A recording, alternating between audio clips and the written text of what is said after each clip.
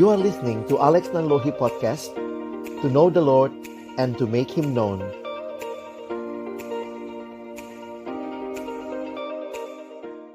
Kita berdoa sebelum membaca merenungkan firman Tuhan. Pagi hari ini kami kembali bersyukur untuk cinta kasih dan anugerah-Mu ya Tuhan. Kembali kami akan membuka firman-Mu, kami mohon bukalah juga hati kami. Jadikanlah hati kami seperti tanah yang baik, supaya ketika benih firman Tuhan ditaburkan boleh sungguh-sungguh berakar, bertumbuh, dan juga berbuah nyata di dalam hidup kami. Berkati hamba-Mu yang menyampaikan, setiap kami yang mendengarkan. Tuhan tolonglah kami semua, agar kami bukan hanya menjadi pendengar-pendengar firman yang setia, tapi mampukan kami dengan kuasa dari Roh-Mu yang kudus. Kami dimampukan menjadi pelaku-pelaku firman-Mu di dalam hidup kami, di dalam masa muda kami. Bersabdalah ya Tuhan, kami umat-Mu sedia mendengarnya. Di dalam satu nama yang kudus, nama yang berkuasa, nama Tuhan kami Yesus Kristus, kami menyerahkan pemberitaan firman-Mu. Amin. Shalom. Selamat pagi teman-teman sekalian. Semoga semakin segar. Sudah pada makan ya? Oke, abang juga udah makan dari kecil ya. Pagi ini kita sama-sama akan belajar dari Nehemia pasal 3 dan 4.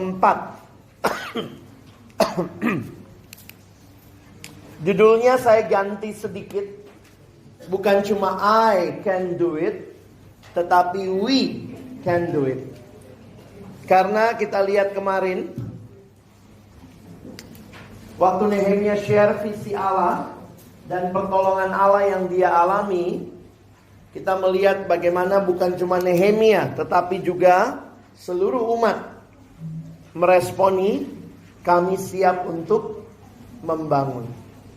Jadi ini menjadi hal yang menarik untuk kita perhatikan. Nehemia terlibat dalam pergumulan bangsanya, dan kemudian dia sharingkan apa yang dia dapat dari Tuhan. Dan kemudian dia mengajak umat Israel membangun kembali tembok Yerusalem yang waktu itu dikatakan tembok-temboknya terbongkar, pintu gerbangnya terbakar. Nah, kenapa ini menjadi penting? Sekali lagi kita ingat kemarin, karena kota yang tanpa tembok itu kota yang defenseless, tanpa pertahanan. Mudah musuh masuk, sehingga menjadi satu hal yang penting untuk kita lihat bahwa Tuhan menghendaki ada pembangunan bagi tembok Yerusalem. Nah, hari ini kita akan melihat bagaimana Nehemia sebagai pemimpin boleh melakukan pembangunan itu. Jadi teman-teman, orang yang punya visi dari Allah, punya action, inilah bagian bagaimana Nehemia mengatur. Nehemia ini luar biasa ya, pemimpin yang baik, manajer yang baik untuk bisa membangun kembali tembok Yerusalem. Nah, nanti kita perhatikan Nehemia 3 dan 4. Abang ingin kita lihat dulu Nehemia pasal 3. Coba buka Alkitabnya.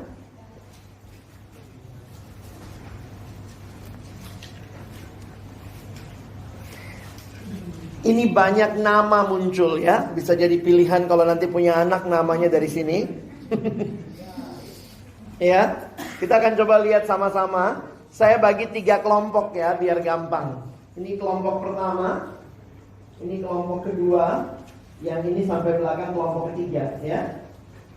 Oke, kelompok 1, kelompok 2, kelompok 3. Saya akan ajak kita baca ayatnya pelan-pelan. Jadi kalau saya minta kelompok ini yang baca, coba tolong bacakan. Nah, perhatikan beberapa hal di dalam ayat-ayat ini. Abang tunjukkan petanya ya. Semoga kelihatan ya. Ayo sekarang coba kelompok 1 dulu. Baca ayat pertama. 1, 2 ya.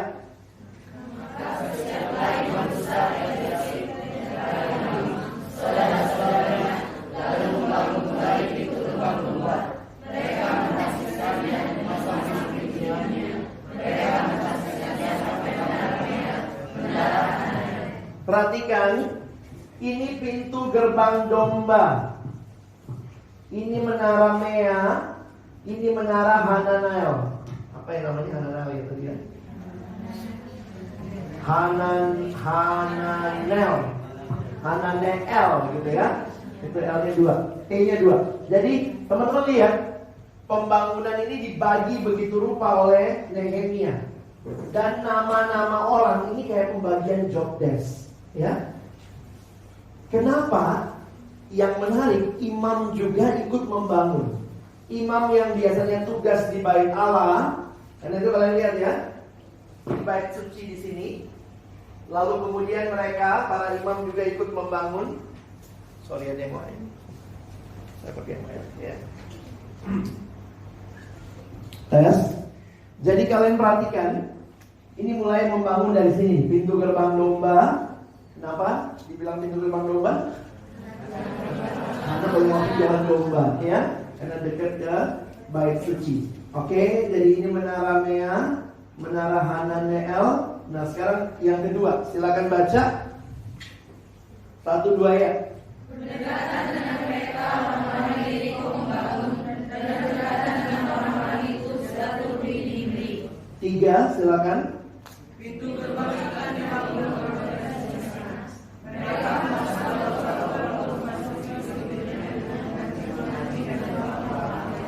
Oke, perhatikan. Ini pintu gerbang. Namanya pintu gerbang apa tuh? Ikan. Ini ya.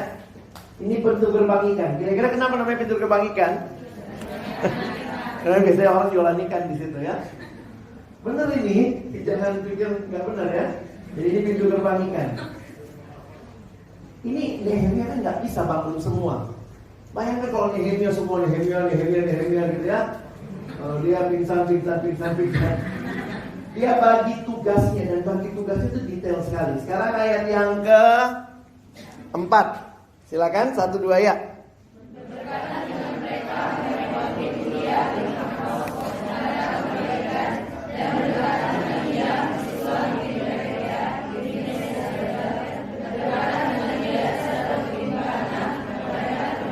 Iya, ini nama-namanya semua muncul ya. Kalau kasih nama anak agak bingung juga, namanya aneh-aneh.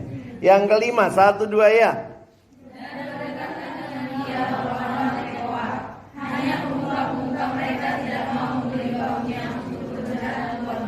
Ada juga ternyata yang tidak mau ikut. Jadi ada yang ikut, pemuka-pemuka Tekoa tidak ikut membangun, ya. Oke, next 1-2 ya.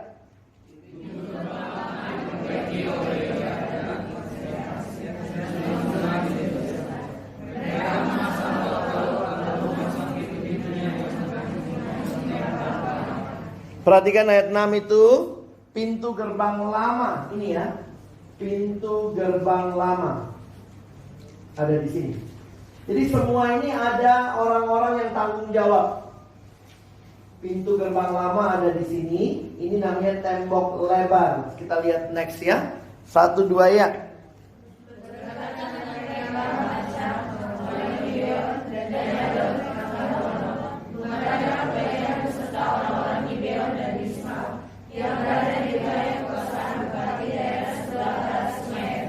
Ini menunjukkan semua orang ikut terlibat ya. Dikasih tahu dia dari mana, sebelah mana dia tinggal. Ayat 8, 1-2 ya. Berdekatan dengan mereka Uziel bin Haraya, salah seorang tukang emas, dan berdekatan dengan dia Hananya, seorang juru campur rempah. Mereka memukul Yerusalem sampai tembok lebar. Ini semua profesi terlibat. Tadi ada imam, sekarang ada tukang emas, ada juga tukang campur rempah-rempah. Ini udah semua terlibat. Dia memperkokoh Yerusalem sampai tembok lebar. Ini tembok lebar. Oke. Yuk kita lanjut lagi. 1-2 iya.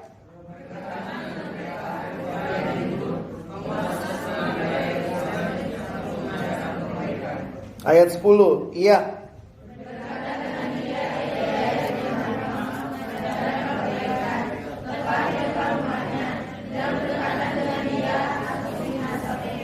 Nah, mulai ayat ini ada keterangan tepat depan rumahnya. Nampaknya mulai bagian sini daerah perumahan.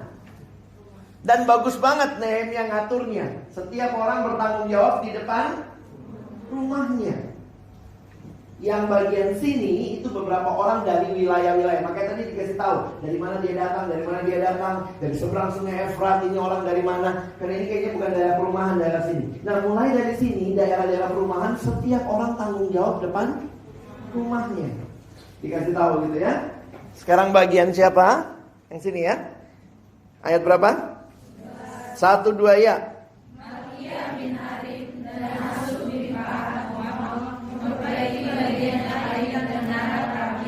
Nah, ini menara perapian. Menara perapian. Oke. Ini yang lebih gede ya, makasih ya. Ya. Ini udah sampai di menara perapian. Oke. Lanjut lagi. Next.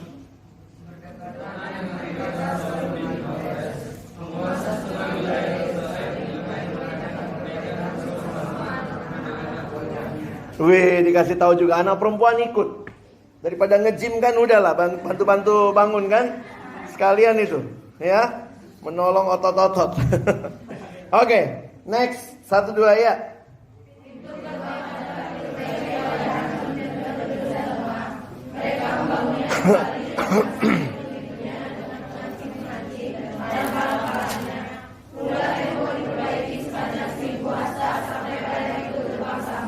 Perhatikan dari pintu gerbang Lebak ini sampai dengan pintu gerbang sampah.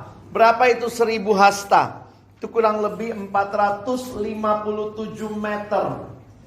Ini lebar juga gitu ya. Oke, sekarang kita lihat yang tengah 1, 2 ya. Ya.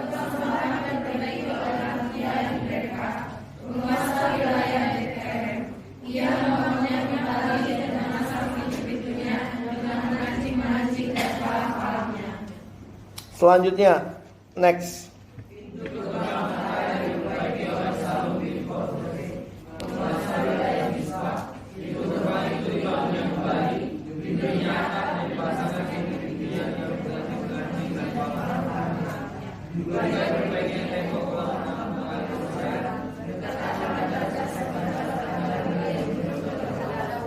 Perhatikan dikatakan pintu gerbang mata air, ini dia. Pintu gerbang mata air, lalu ada tangga-tangga menurun dari kota Daud, ada tangga di sini, ya. Itu bagiannya orang-orang tadi. Next. Silakan 1, 2, iya.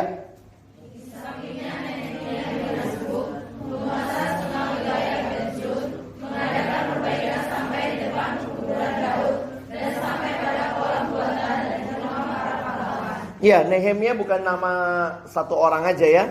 Makanya dikasih tahu ini Nehemia bin Asbuk. Jadi itu nama umum waktu itu Nehemia ya. Oke, dia di dalam pekuburan Daud. Itu daerah-daerah yang situ tadi ya. Dan rumah para pahlawan 17, 1, 2 ya.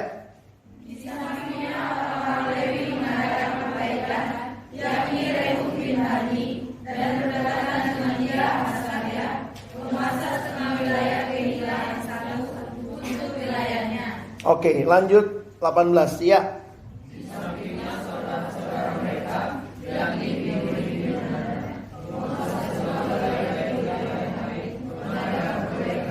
Nah, ini lihat semua berdekatan di samping gitu ya. 19 ya.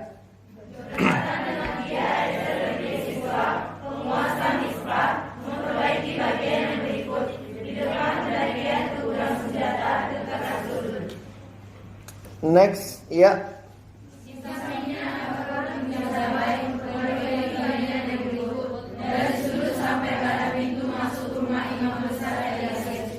Jadi ini lanjut lagi ya. 21 ya.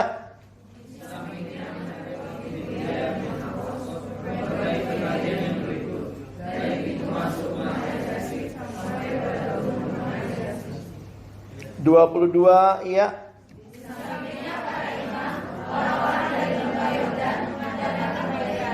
23 ya.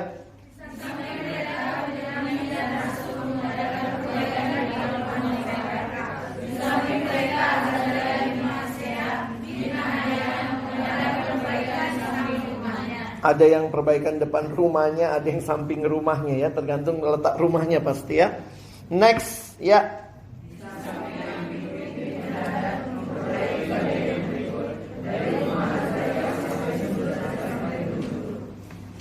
Lanjut lagi ya.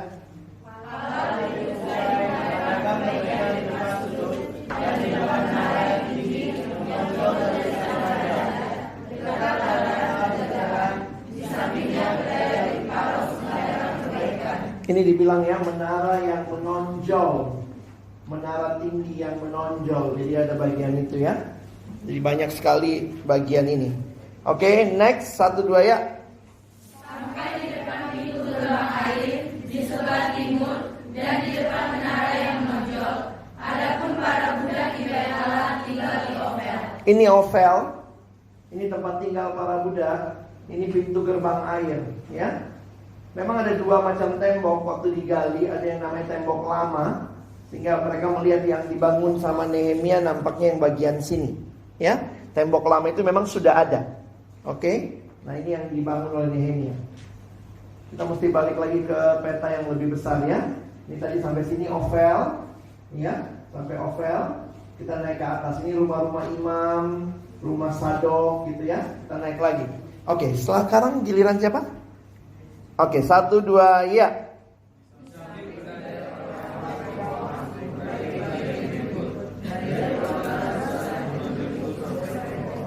Dari menara yang menonjol di sini. Jadi ada menara tinggi yang menonjol, ada menara yang menonjol diperbaiki sampai Ofel. Oke. Lanjut lagi ya. 1, 2 ya.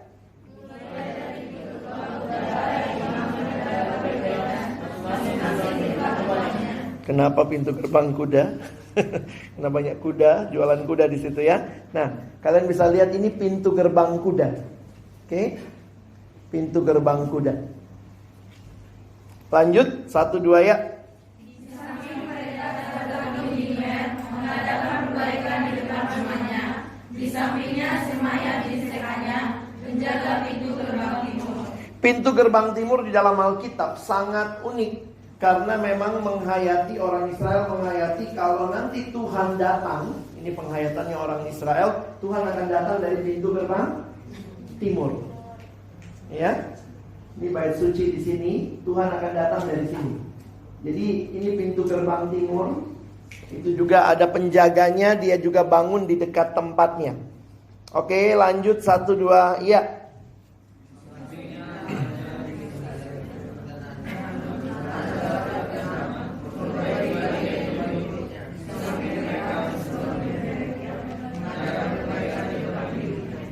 Jadi nggak usah jauh-jauh di depan biliknya ya. Next 1, 2 ya.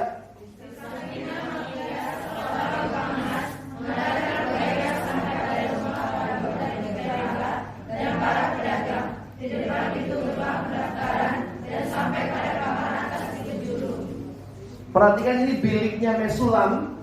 Ini pintu gerbang pendaftaran. Oke, jadi dulu nampaknya orang-orang pendaftaran di situ. Jadi kalian mesti perhatikan pada masa itu salah satu yang menarik adalah posisi dan lokasi pintu gerbang.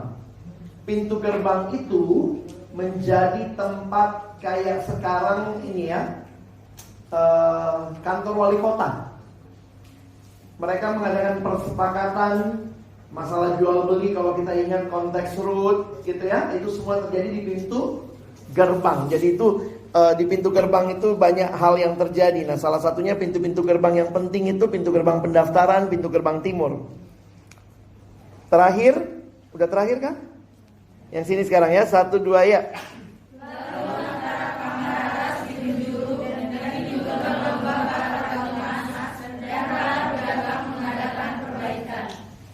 Jadi perhatikan, sampai kamar atas penjuru ini pintu gerbang domba. Jadi lihat cara Nehemia mencatat. Dia catat semua yang tanggung jawab sampai kembali ke pintu gerbang domba. Nah ini menarik ya. Mulai dari pintu gerbang domba, siapa-siapa yang terlibat dalam pembangunan, sampai kembali ke pintu gerbang domba. Teman-teman, apa yang menarik kita perhatikan ya? Abang coba jelaskan beberapa hal penting yang bisa kita perhatikan. Pertama, kepemimpinan Nehemia terlihat nyata dalam cara mengatur dan menggerakkan pembangunan tembok Yerusalem. Saya pikir pasti Nehemia belajar rajin kali ya. Dia punya ilmu manajemen. Ini orang manajerial banget. Ini bagian sini, ini bagian sini. Ini kau depan rumahmu aja, kau yang daerah sana. Ini semuanya dia atur dengan baik. Terlihat partisipasi yang tinggi dari kelompok masyarakat yang beraneka ragam. Nehemia tidak hanya disukai oleh golongan tertentu, tetapi dia bisa memimpin para pemuka agama maupun pemuka masyarakat melibatkan diri secara langsung. Ayat-ayatnya sudah kita baca. Berbagai profesi terlibat dalam pembangunan itu, seperti tukang emas, juru rempah-rempah. Bukan hanya kaum laki-laki, tapi kaum perempuan pun ikut menyumbangkan tenaga. Nehemia tidak diskriminatif. Maaf, ini bagian laki-laki. Kalau ada yang bisa perempuan lakukan, silakan. Begitu ya. Partisipasi yang tinggi juga terjadi karena kepemimpinan yang efektif dari Nehemia. Nehemia membentuk tim dan memberi tanggung jawab yang spesifik. Pembagian tugas dilakukan dengan jelas dan diberi perhatian yang sungguh-sungguh. Paling tidak dari cara mencatatnya kelihatan dengan jelas. Job desk-nya spesifik. Sampai dia bagian pintunya, bagian pengancingnya dia pasang, semua dikasih tahu. Ya. Coba baca 1-2 ya. Adanya kebijaksanaan.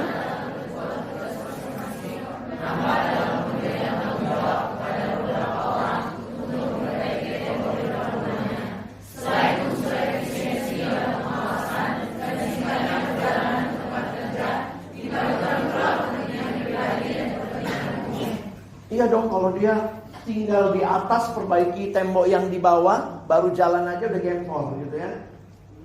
Jadi biar gak terlalu jauh jalannya, efisiensi perjalanan ke tempat kerja dan seterusnya.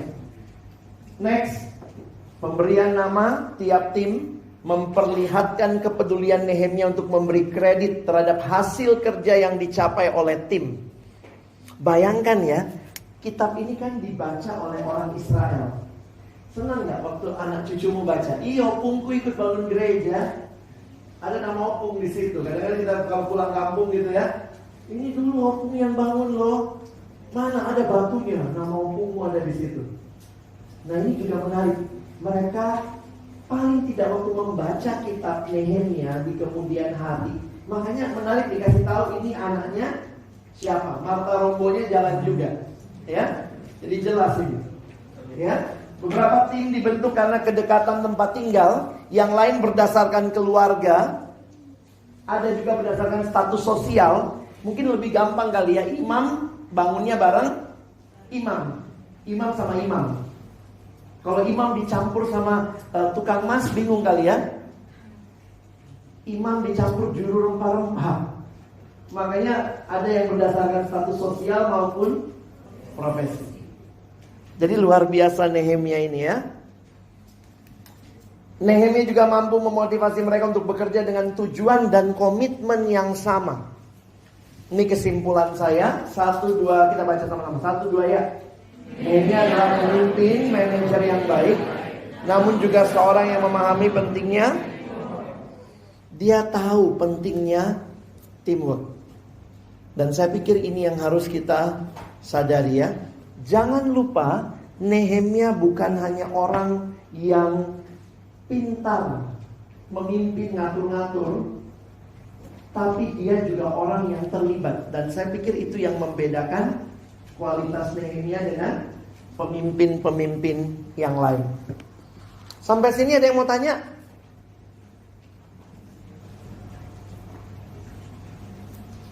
Ada yang mau tanya, Nehemia tinggal di jalan apa? Oke lah, kita break sebentar. Abang ajak kita membangun sesuatu. Dari keberagaman kita membangun menjadi sesuatu yang indah, ya. Oke. Saya senang kalian kalau nyanyi kencang-kencang ya. Kita belajar nyanyi ya. Paduan suara apa ini? RSPR. RSPR ya namanya. Oke. Sekarang bagian situ. Kita bagi 3 kelompok ya. Coba nyanyi. Haleluya, amen. Haleluya, amen. Haleluya, amen. Haleluya, amen. Oke. Haleluya, Haleluya, amin. Haleluya, amin. Haleluya, amin.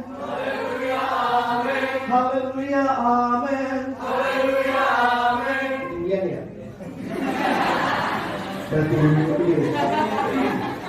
Haleluya, amin. Haleluya, amin. Haleluya, amin.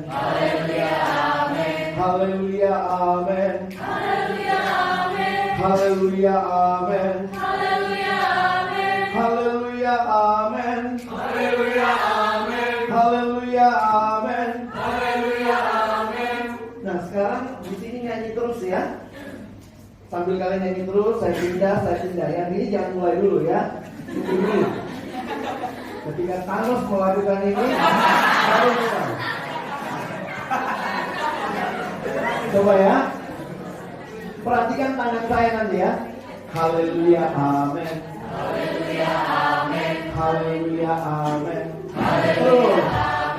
Haleluya, amin. Haleluya, amin. Haleluya, amin. Haleluya, amin. Haleluya, amin. Haleluya, amin. Haleluya, amin. Haleluya, amin. Haleluya, amin. Haleluya, amin. Haleluya, amin. Bisa? Kita membangun dari keberagaman. Ulang ya. Udah tahu ya? Perhatiin tangan abang terakhir ya. Oke.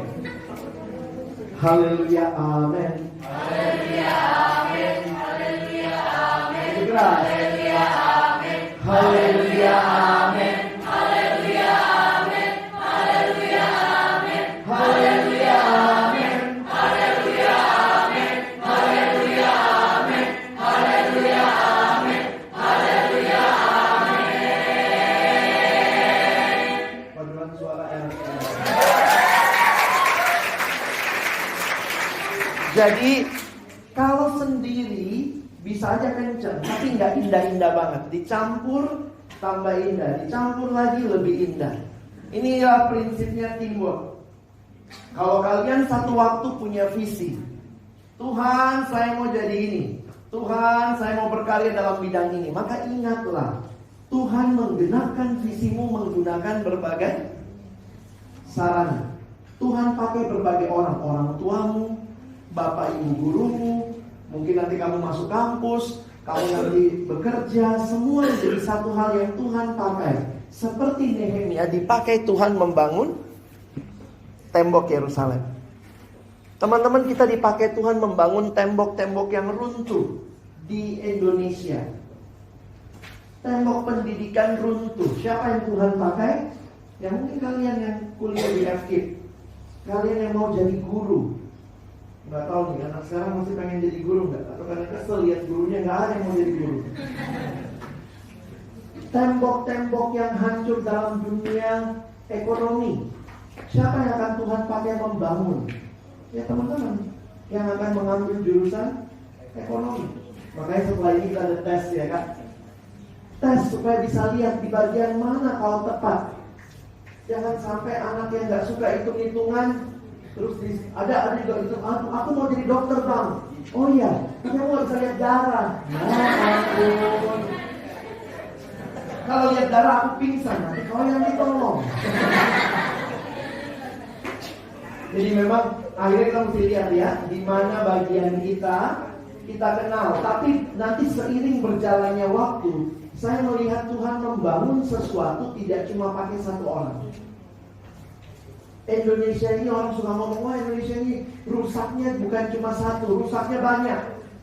Iya, tapi saya bersyukur karena itulah Tuhan kasih beragam karunia, beragam profesi. Bayangkan kalau semua kita hamba Tuhan, semua pembicara, siapa yang dengar? Bayangkan kalau semua di sini pembicara gitu ya. Oke, syukurlah pembicaranya lebih dikit dari pesertanya kan. Coba kalau pembicara lebih banyak. Jadi ini cara Tuhan lah ya untuk membangun. Nah, kita sekarang lihat pasal 4 ya. Pasal 4 judulnya apa? Nah, ternyata ada tantangan. Pasal 5 judulnya apa?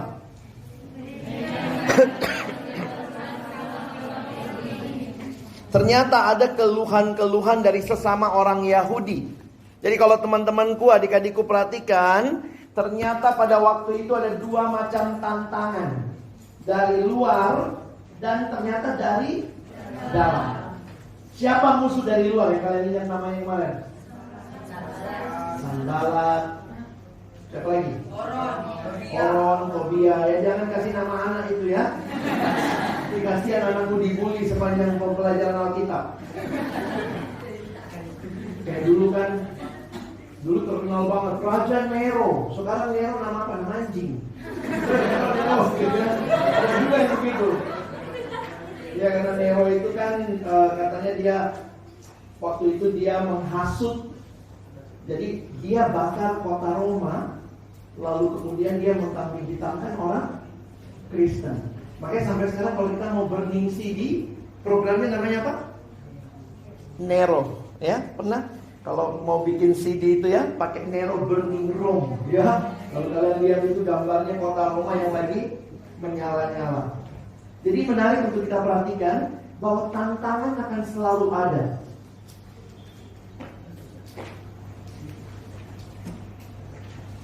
Tantangan yang Nehemia hadapi, kita akan lihat itu.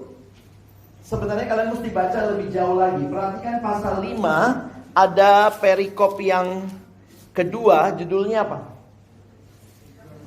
Sikap Nehemia untuk tidak mencari keuntungan. Lalu lihat Nehemia 6, lihat judulnya saja.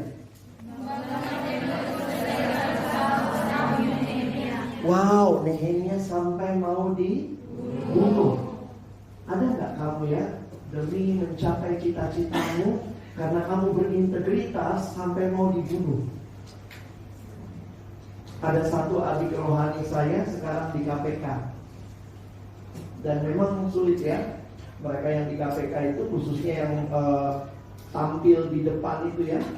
Jadi kadang-kadang makanya mereka pakai tutup wajah. Karena itu terancam hidupnya. Koruptor itu kan walaupun satu ketangkap, dia suruhlah orang lain bunuh kan. Sehingga kalau di tingkatan mereka tuh ada yang tiap 3 bulan itu harus pindah rumah. Kalau yang ditangani kasus yang besar. Dan itu yang terancam bukan cuma dirinya, keluarganya. Novel Baswedan itu tetangga rumah saya di Jakarta. Jadi dia disiram air keras itu di masjid dekat rumah kami. Itu masjid kami, bukan masjid. Ya kalau saya mikir dia ya, orang mau berantas korupsi kok malah diancam.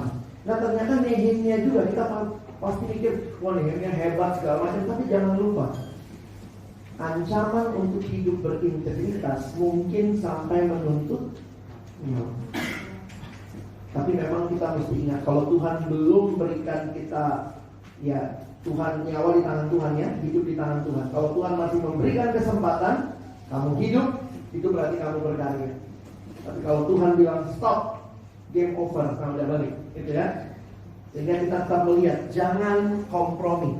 Kita akan melihat tantangan yang Nehemia hadapi, tapi juga perhatikan bagaimana Nehemia mengatasi tantangan. Dan nanti kita lihat hasil yang dicapai. Nah, saya pikir 3 hal ini mewarnai pasal 4, 5, dan 6. Nanti teman-teman bisa baca di rumah yang selanjutnya. Abang fokus sesuai permintaan, kita fokus di pasal 4 ya. Mari kita lihat tantangan yang dihadapi Nehemia. Secara sederhana kalau kalian perhatikan 2 tantangan tadi, kalau gampangnya begini deh ya. Tantangan dari luar itu pasal 4 sama 6. Lalu tantangan dari dalam itu pasal 5. Ini kayak sandwich ya. Pernah makan sandwich? Atasnya apa? Roti. Tengahnya daging. Bawahnya roti. Jadi daging ya Allah, sekalipun. Tapi dia ini sandwich begini deh. Atasnya roti, bawahnya roti. Janganlah begitu. Gak apa-apa ya. Jadi lihat, Tantangan luar seperti mengapit, di tengahnya ternyata ada tantangan juga dari dalam. Ternyata gini loh, ini cerita abang cerita aja ya. Di tengah-tengah pergumulan kayak begitu, ada aja orang yang mau cari keuntungan. Sudah pergumulannya berat, ternyata sesama orang Yahudi dari dalam menindas saudaranya.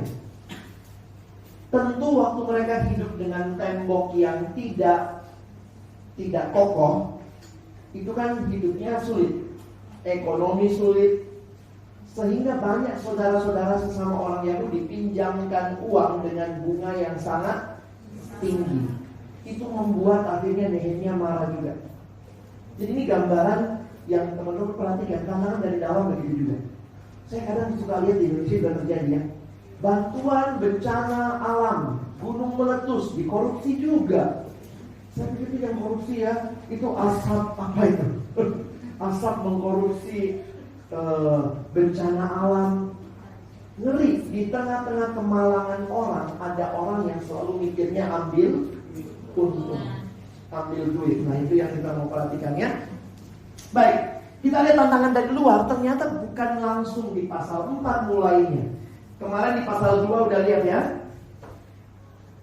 Pasal 2 ayat 10, nama ini muncul, Sanballat, orang Horon, Tobia, orang Amon, sangat kesel.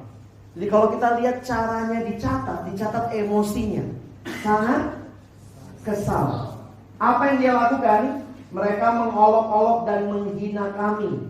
Pernah dibully? Nehemia pernah. Biasanya orang dibully karena apa?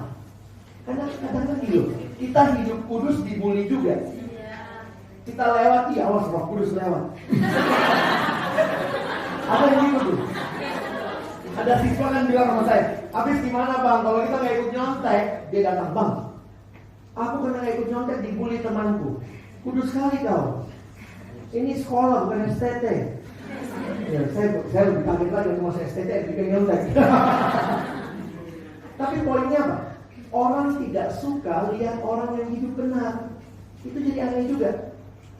Jadi kalau dia datang, bang, semua temanku nyontek, makanya aku ikut nyontek. Gimana caranya? Saya bilang kalau gitu ganti temanmu deh. Semua temanmu nggak nyontek, terus kau sendiri nyontek. Siapa yang bilangnya? Kadang-kadang masalah kita karena kita memilih teman yang salah. Coba semua teman porno, kau tidak, yang dianggap aneh siapa? Ini kan peer pressure kan? Ini aku kudus amat. Sehingga bagi saya kadang-kadang memang yang mesti dilakukan ya ganti teman. Tapi kita maunya itu, teman itulah harta kita. Karena orang tua udah gak bisa dikomunikasi, hanya teman yang bisa begitu ya. Seolah-olah temanlah segalanya. Padahal banyak teman yang belum tentu menolong kamu. Bisa jadi dia menjauhkan kamu. Sama anak Kristen harus belajar jadi trendsetter ya. Sorry, mungkin ini kalimat saya agak bombastis, tapi belajar untuk jadi trendsetter, jangan cuma jadi trend follower. Semua nyontek. Semua main HP lupa waktu, ikut main HP. Kamu harus jadi trendsetter. Tanpa HP saya bisa hidup. Emang kenapa? Tanpa pornografi saya bisa kudus. Kadang ada gitu, kenapa kamu rokok? Iya bang, biar bilang jangan. Nih, ayam kau deh. Jadi akhirnya apa? Orang sibuk sama identitas palsu. Jantan, coba-coba rokok gitu ya. Saya bilang gini, kalau untuk jantan kau butuh rokok, saya jantan. Saya pria. Untuk jadi pria saya nggak butuh rokok. Untuk jadi pria sejati saya nggak butuh rokok. Untuk jadi pria sejati kau butuh rokok. Yang banci siapa? Ya? Kayak gini ya. Ada yang nggak dibulinya gini. Dasar kau sok kudus, sok suci. Saya dari kuliah. Jadi saya punya teman baik, namanya Andre, Muslim. Andre ini suka nginep di kosan saya. Nah dulu waktu dia nginep, awal-awalnya dia nginep di kosan saya, waktu saya mulai saat teduh, saya agak malu saat teduh depan dia. Jadi tiap kali mau saat teduh, saya tunggu dia mandi. Kalau pas dia lagi nginep, ya pas dia mandi, saya saat teduh cepat-cepat. Saya masukkan semua Alkitab saya, renungan harian itu di dalam lemari saya. Begitu dia mandi, saya satu dulu cepat-cepat. Kalau udah berhenti airnya, langsung saya masukkan lagi. Kamar saya, tapi saya nggak bisa satu dulu dengan nyaman. Sampai satu waktu si Andre bilang gini, Lex, aku sholat ya. Ya silakan. Terus kemudian dia sholat, terus dia nanya, kemana arahnya? Saya ingat teman saya di kosan, ke arah sana kayaknya, ke arah sana juga. Teman-teman, pas dia sholat, kayak Tuhan bukakan pikiran saya. Dia aja sholat di kamarmu, kau ibadah aja ngumpet-ngumpet. Dia itu saya keluarkan Alkitab saya. Karena ngapain saya tutup-tutupi? Dia aja sholat di kamar saya. Akhirnya kemudian waktu dia lihat Alkitab saya, jadi si Andre bilang, ini Alkitab ya? Aku lihat Lex, dia lihat gitu ya. Terus dia kemudian lihat saat itu saya, buku renungan saya. Dia bilang, ini apanya? Ini buku renungannya Andre, saya bilang. Kayak gimana pakainya? Jadi ini dibaca dulu ayatnya. Ini ada dia satu dulu ya. Ini dibaca dulu ayatnya, lalu baca renungannya. Terus ini tiap hari nih, ini tanggalnya ada. Iya. Jadi kau tiap hari baca Alkitab ini? Iya. Pendeta kau ya. Jadi saya sudah pendeta di mata Andre dari tahun 92. Andre lah yang mempendetakan saya. Udah pendeta saya di dunia. Dan sejak hari itu sampai hari ini Andre panggil saya pendeta. Jadi kalau cek di Facebook saya beberapa kali gitu, selamat ulang tahun Pak Pendeta, apa kabar Pak Pendeta gitu ya. Di situ saya jadi sadar ya, ternyata hidup kita tuh dilihat oleh orang lain. Dan mungkin kita dibully karena apa yang kita lakukan. Tapi mari kita tidak takut karena memang itu identitas kita. Coba misalnya abang nama saya Alex Nanlohi, itu marga saya orang Ambon. Yang beli kamu kok putih, mama saya Manado. Nah ya, itu gak saya bilang, hitam putih. Jadi kalau saya namanya Alex Nanlohi, coba kalau ada orang datang, dasar abang ini sok Nanlohi, marah gak saya? Saya gak sok Nanlohi, saya memang Nanlohi. Jadi kalau ada orang bilang sama kau, dasar kau sok kudus, bilanglah, aku gak sok kudus, aku memang kudus. Bapakku di surga kudus, masa aku kudus? Ya. Kadang-kadang kita kalah kalau dibully. Loh, dia membuli kita. Loh, saya memang kudus, Tuhanku kudus kok. Kau sok suci, bukan sok suci, memang suci. Kasih tahu sama dia, biar jelas status kita. Tapi aku orang suci yang sedang dikuduskan terus menerus. Karena itu saya harus bergantung kepada Tuhan. Nehemia itu kuat sekali identitasnya. Memang paling ngeri kalau orang tidak tahu identitasnya. Kemarin saya sama kakak sudah banyak bicara tentang masa remaja itu masa kalian menemukan atau punya conformity terhadap identitas. Memang paling ngeri. Teman-teman, saya baca satu artikel, ya abang sharing lah ya. 10 tahun terakhir, hampir semua film yang dikonsumsi remaja itu tema utamanya identitas. Lihat deh, kamu nonton Avenger itu juga identitas. Nonton kemarin Captain Marvel, dia pun bingung, aku siapa, siapa mamaku, siapa bapakku. Terus kau lihatlah siapa tuh putrinya Thanos, Gomora, yang ada orang kok warna hijau-hijau gitu ya. Jujur lah, kalian lihat loh, hampir semua waktu si Peter Quill itu juga dia bertanya tentang, kan dia bingung siapa bapaknya kan?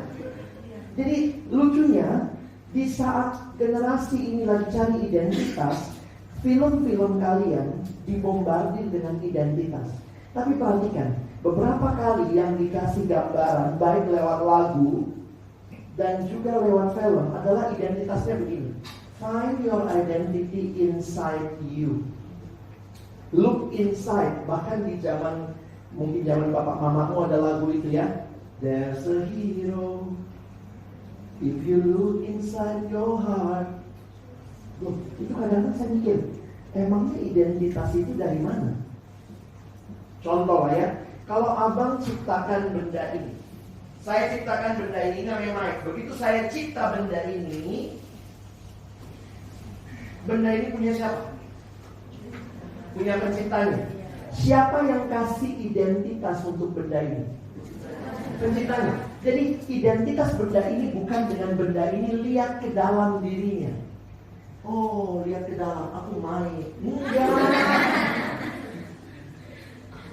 Sehingga satu hal yang sangat mengerikan di generasimu yang sedang dipromosikan saat ini, your identity is just follow your heart. Ngeri banget. Ikuti hatimu. No, you are God creation.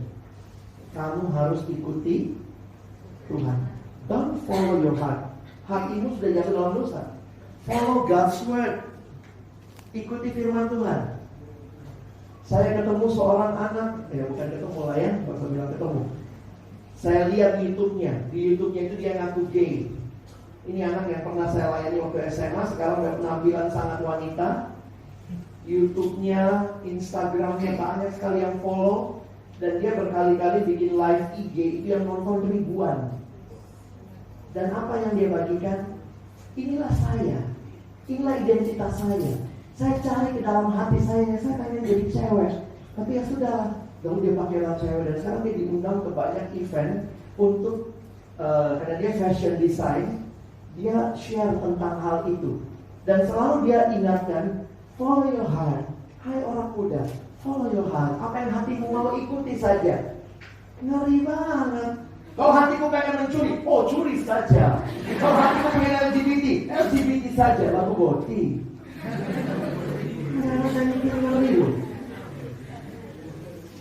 Memang paling ngeri orang yang tidak tahu identitas.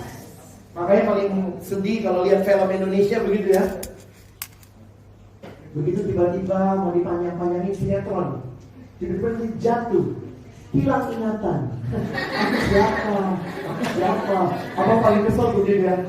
Saya suka mikir gini, apalagi kalau dia sudah besar. Kalau besar jatuh hilang ingatan, kenapa nggak bawa KTP? Jadi kalau dia jatuh hilang ingatan, aku siapa? Ini kau. Lihat. Di mana rumahku? Ini rumahmu.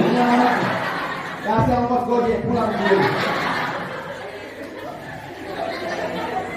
Jadi akhirnya kesimpulannya memang ya, kalau kami yang harus berkhotbah pada generasimu sekarang, kami harus berulang kali menekankan identitas di dalam Tuhan. Bukan identitas di dalam kata orang, bahkan kata dirimu, tapi kata penciptamu. Jadi bawa identitasmu. Ini harusnya bikin KTP ya, pas pulangnya KTP Kristen. Alex Nanlohi, anak Allah yang kudus. Kalau besok mulai porno lagi, ingat kau, ingat. Mulai bully temannya, ingat kau, tak boleh bully orang. Jadi kita mesti ingat identitas kita ya. Nehemia sangat tahu identitasnya, sehingga apapun tantangan di sekitarnya, Nehemia bisa bilang tidak. Tapi kalau kita identitasnya nggak jelas, tantangan datang ya kita iya. Ya, kita mesti jelas ya. Nah, coba kita lihat sebentar. Pasal 4 ayat 1 dan 2. Yuk kita baca 1, 2 ya.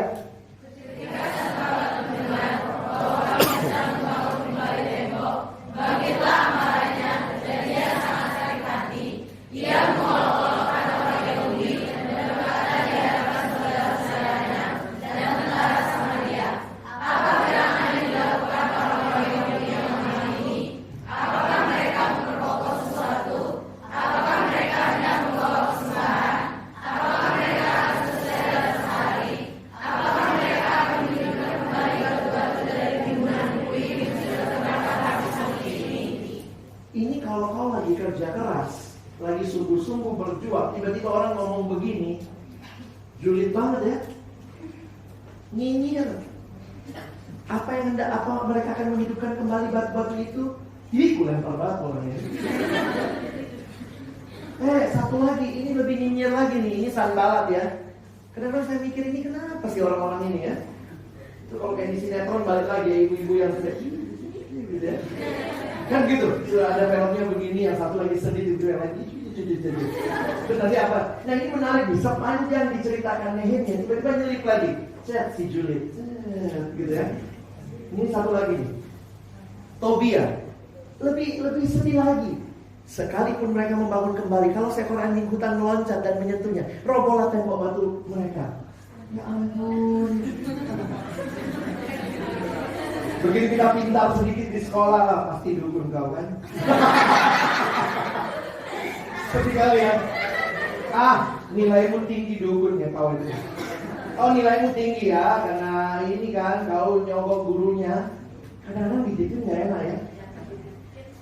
Sanballat dan Tobia serta orang Arab dan orang Amon dan orang Asdod mendengar bahwa pekerjaan perbaikan tembok Yerusalem maju dan bahwa lubang-lubang tembok mulai tertutup, sangat marahlah mereka. Lihat ya, eskalasi emosinya.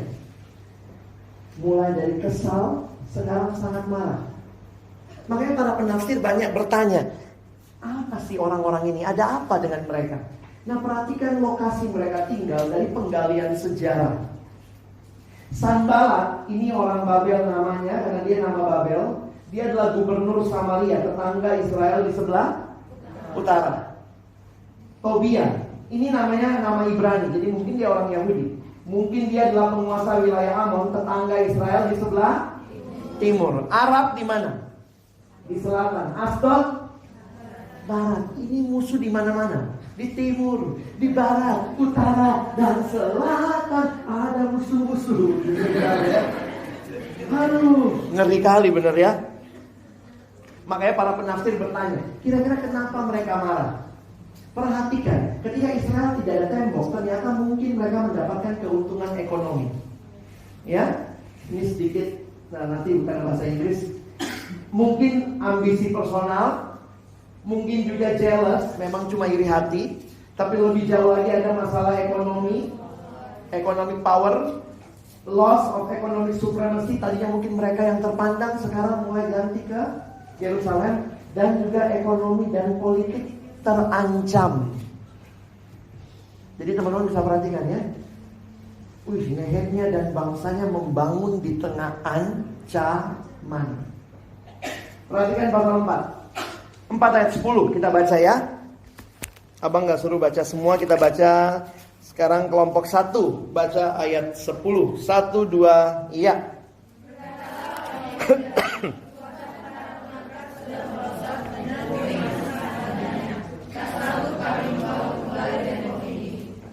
Mulailah mereka juga kecapean. Ini sama kayak panitia retret ya. Kalian peserta saya nikmat-nikmat aja, panitia udah mau mati. Jangan gitu ya. Dan kalau mau pulang retret, jangan bang, tambah 3 hari lagi. Pas kalau tambah 3 hari siapkan pemakaman. Biasa memang begitu ya. Ini orang Israelnya karena timbul puingnya banyak. Ayat 11, 1, 2 ya.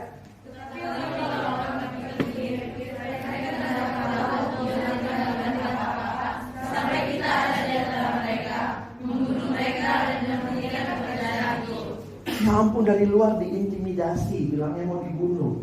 4 ayat 12 mulai pesimis. 1, 2, iya.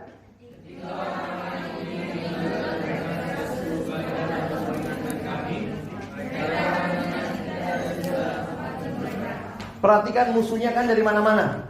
Jadi sudah tersebar kabar kalian akan diserbu. Sampai 10 kali dikasih tahu, woi mau diserbu, woi mau diserbu. Apa respon Nehemia? Oh sorry ya, ini kan pasal 4 ya. Nanti kalau kalian lanjutkan ke pasal 6, karena ini tantangan dari luar ya. Pasal 6 ini mencoba mengalihkan fokus Nehemia. Tantangan terhadap reputasi Nehemia difitnah. Lalu godaan untuk berkompromi bagi Nehemia. Jadi ini sedikit nanti kalau kalian baca, tidak jauh, ini semua dari luar. Jadi salah satunya Nehemia dipanggil, yuk berunding. Diajaklah dia, dikirim undangan sama dia. Di pasal 6 nanti kalian baca ya. Ayo datanglah, kita mau ketemu nih Sanballat. Nah mereka punya plotnya, kalau Nehemia datang dia bunuh di tempat.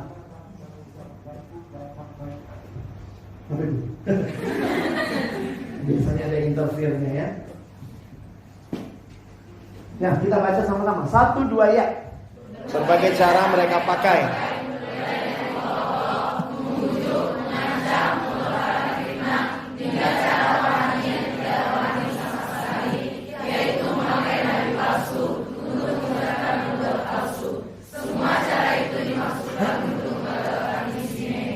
Jangan lupa pada waktu itu ada imam-imam yang ternyata bisa disogok. Sehingga mereka inilah kaum agamawan yang memberikan nubuat palsu. Coba lihat pasal 6 sebentar ya. Abang ajak lihat 1-2 ayat. Coba lihat pasal 6. Kita lihat ayat yang ke-10 sampai 12. Kita baca ya, ayat 10 sampai 12. 1, 2 ya. Ketika aku pergi ke rumah Semaya bin Delaya bin Mehatabel, sebab dia berhalangan datang, berkatalah ia, biarlah kita bertamu.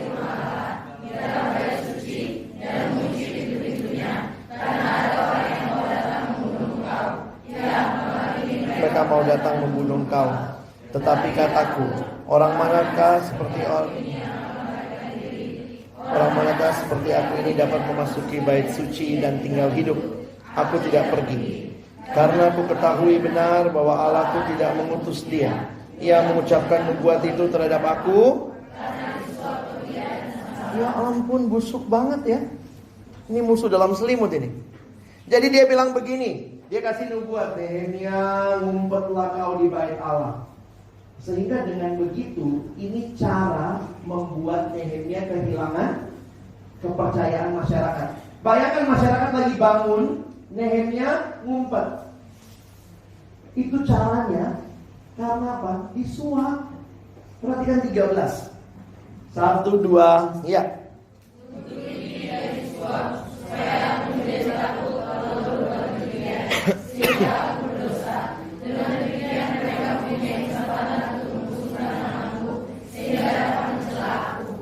Jadi kalau kalian baca kitab ini mesti kembangkan imajinasi ya.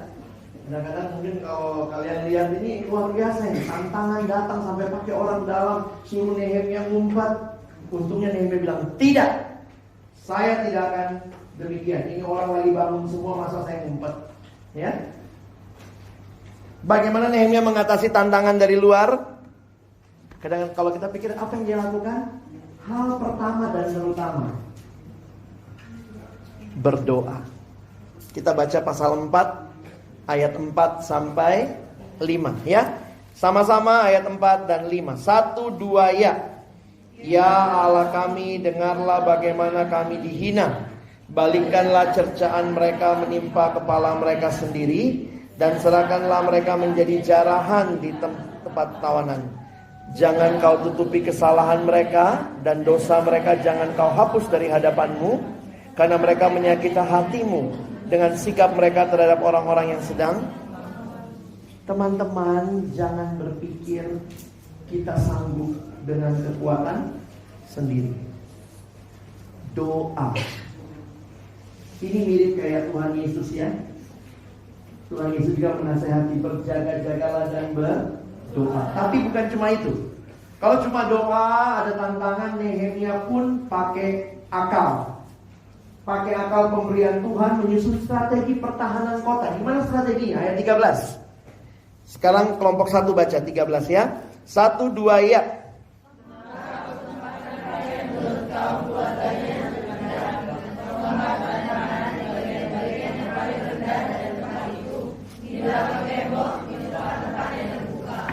Wow, dia kasih orang-orang pakai pedang.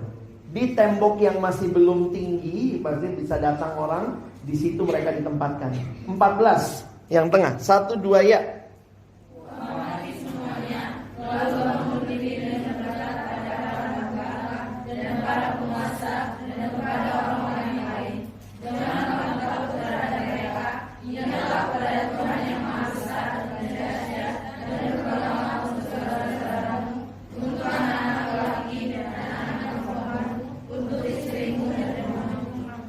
Menarik ya. Nehemia beri semangat. Jangan takut, ini kita lakukan karena Allah yang Maha Besar dan untuk keluargamu, anak-anakmu, istrimu. Jadi ini pemimpin yang menyemangati. Saya kadang lihat kalau pemain bola itu ya, itu yang namanya pelatihnya itu di samping lapangan lari-lari teriak-teriak. Gitu. Saya nggak tahu didengar apa tidak ya. Lari-lari ke sana, mukanya wah gitu ya. Dan saya pikir, wah ini Nehemia jadi pemimpin yang seperti itu. Doa, strategi, semangat. Lihat ayat 16-18. Silakan 16-18 yang paling kanan. 1, 2, iya.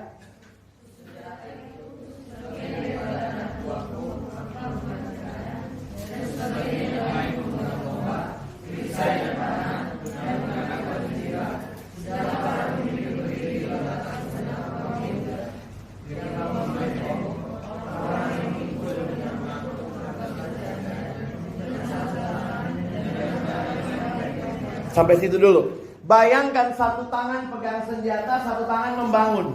Itu gambarannya, luar biasa ya. Hebat memang. Lihat 18-20, sama-sama kita semua baca. 18-20, 1, 2 ya. Setiap orang yang membangun bekerja dengan berikatkan pedang pada pinggangnya, dan di sampingku berdiri peniup sangkakala.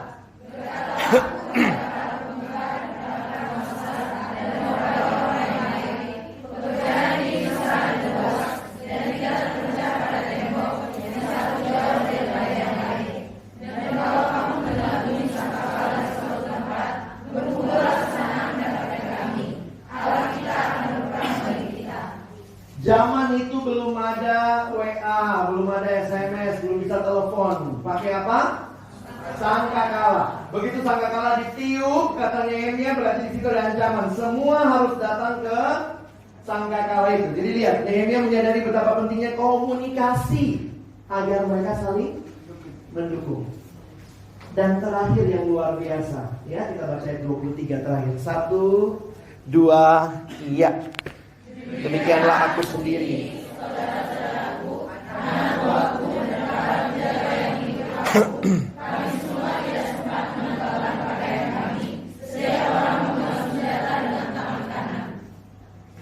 Nehemia ikut kerja. Nehemia tidak hanya sebagai pengatur-pengatur, namun juga sebagai pelaku pekerjaan itu. Ia turut bekerja keras. Kalau anak buah dituntut, maka bapak buah harus lebih menuntut diri ya. Nehemia sampai nggak sempat ganti baju. Lian sempat ganti baju ya? Bayangkan kalau Lian nggak ganti baju, hari pertama mukanya kusut, hari kedua kita setrika sedikit. Kemarin sudah bisa stand up comedy gitu ya.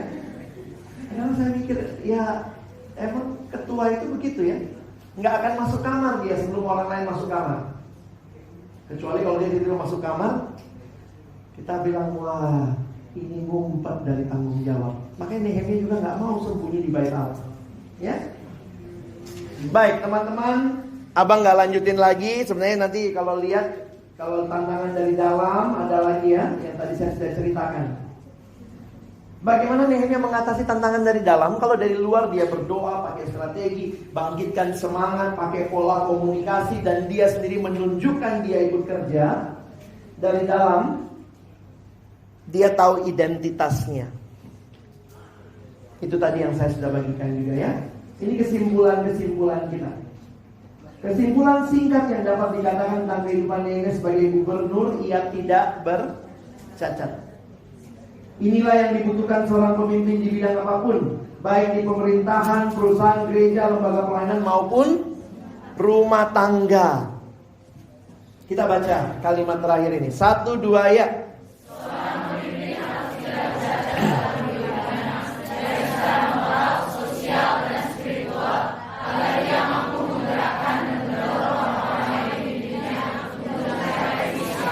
Apa yang terjadi waktu mereka dipimpin oleh Nehemia seperti ini?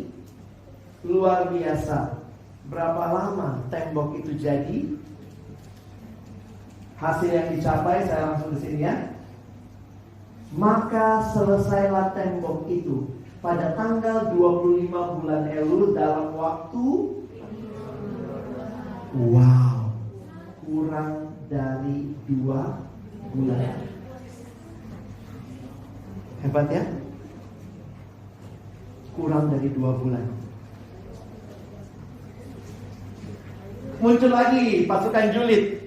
Mesti ada kan? Biar seru ya, kita baca. 1, 2 ya. Ketika semua musuh kami mendengar hal itu,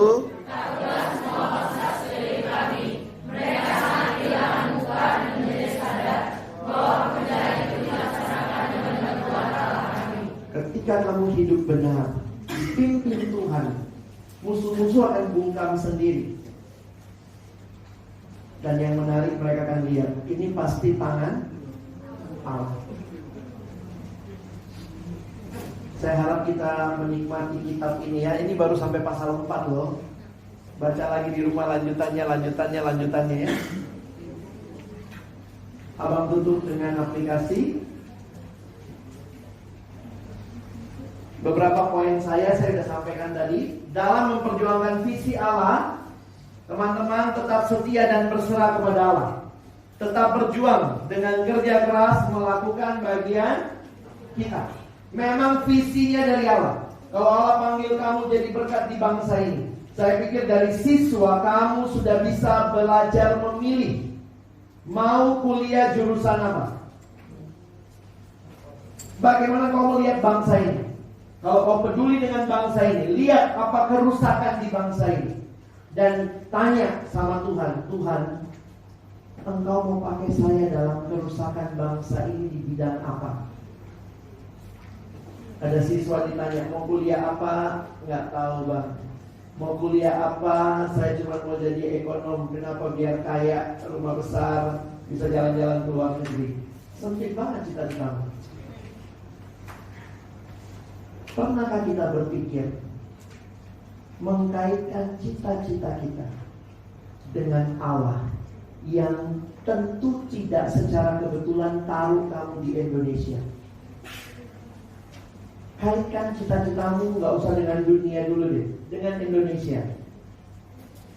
Dan lihat apa yang Tuhan mau.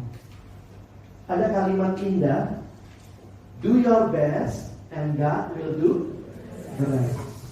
Teman saya anaknya diajarin sama gurunya. Gurunya bilang begini, do your best, lakukan yang terbaik. Kamu harus lakukan yang terbaik. Kalau kamu lakukan yang terbaik, kata gurunya, Allah akan istirahat. Padahal kan artinya nggak begitu ya. Dan dia bilang itu, ini guru bahasa Inggris loh, kelas 3 SD. Jadi anaknya pulang ke rumah, Bapak, kata guru begitu, kalau kita lakukan yang terbaik, Tuhan akan istirahat. Geli juga bapaknya ya.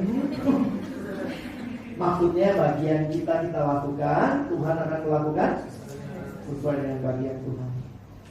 Nah, nanti habis ini kan kita tes bakat, kita tes apa ya, kemana lah kamu tepatnya ya. Abang putarkan video terakhir ini.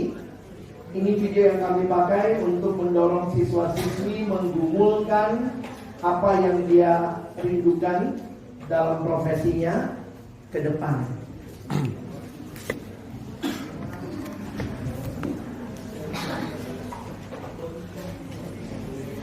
Oke.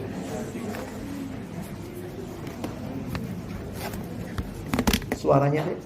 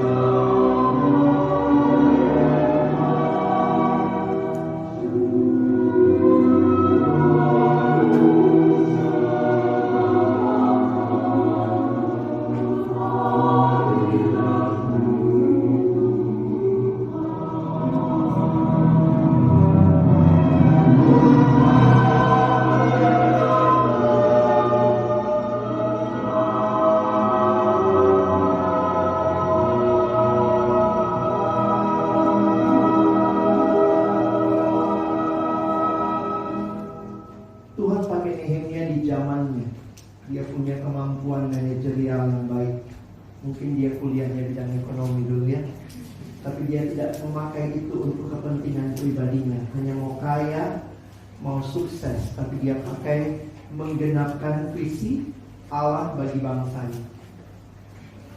Bukan untuk kepentingan pribadi kamu merancangkan masa depanmu.